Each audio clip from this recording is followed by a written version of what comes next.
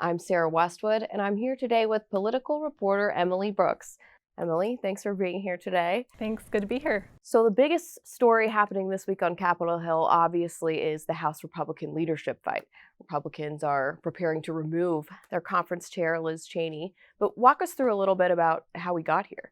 Yeah, so definitely Liz Cheney has been in hot water with her conference for quite a while. She voted in favor of impeaching President Trump in January, which definitely frustrated some in her caucus. And then that prompted a leadership fight to remove her in February, which she overcame. Back then, she had the support of both Minority Leader Kevin McCarthy and Whip Steve Scalise. But that has changed throughout the next few months when she would pipe up in press conferences criticizing President Trump, saying that, for instance, she thought he should not be invited to CPAC, going against Kevin McCarthy in that. So that has sort of come to a boiling point after she gave a number of interviews criticizing Trump when they were at a leadership retreat. And then when former President Trump criticized her in a memo and talked about the big lie and was trying to rebrand the big lie as not being his claims about election fraud, but trying to say that the actual election was the lie.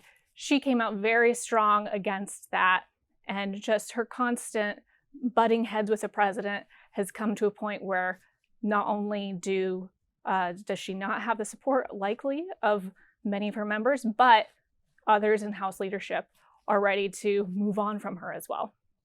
Tell us a little bit about Elise Stefanik, the New York Congresswoman who now does have the backing of leadership to take Cheney's spot.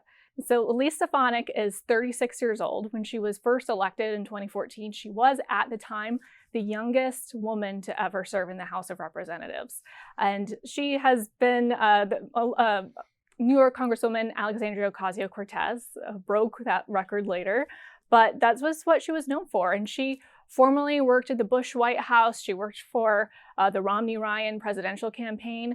But since coming to Congress, she has evolved a bit and is now a very staunch defender of former President Donald Trump. She was on his impeachment defense team in 2019, and that really shot her to stardom. And so she is certainly, as far as if you're talking about loyalty to Trump or not, on the very opposite side from Liz Cheney.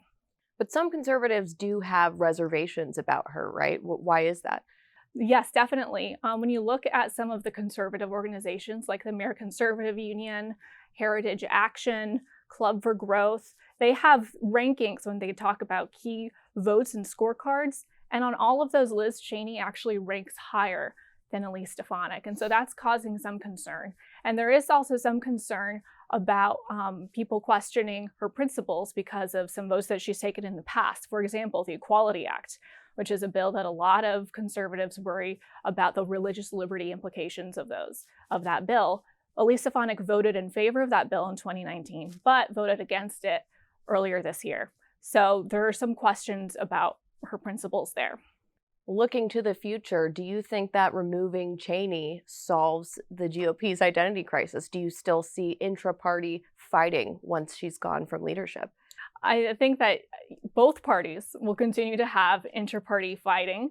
Right now, I think the big question is, how is the Republican Party going to move on after the Trump presidency? And if he runs again, how is that going to also impact their sense of unity and their ideological battles within that?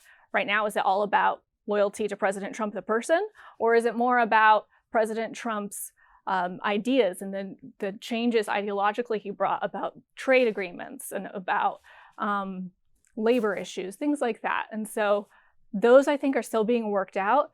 And this is definitely going to be a big setup for not only the 2022 midterm elections, but whatever happens in the 2024 presidential election. Emily, thank you so much for being here today. You can find more Capitol Hill reporting from Emily and the rest of the political team at WashingtonExaminer.com.